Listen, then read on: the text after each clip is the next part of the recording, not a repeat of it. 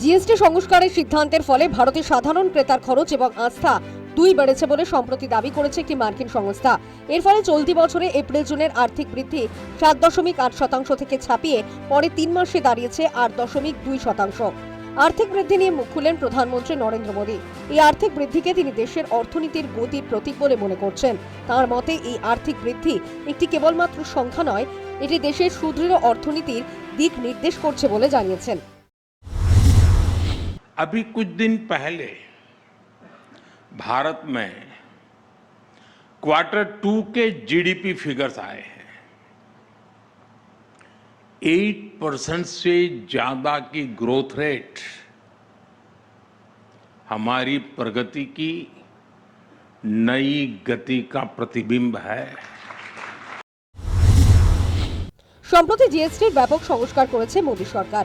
বেশ কয়েকটি ওষুধ সহ বেশ কয়েকটি নিত্য প্রয়োজনীয় পণ্যের ওপর থেকে কর প্রত্যাহার করা হয়েছে। কর বিন্যাসের নেতিবাচক প্রভাব দেশের অর্থনীতিতে পড়তে পারে বলে আশঙ্কা করা হয়েছিল, কিন্তু আর্থিক বৃদ্ধি সমস্ত জল্পনার অবসান হলো বলে মনে করা হচ্ছে। News time.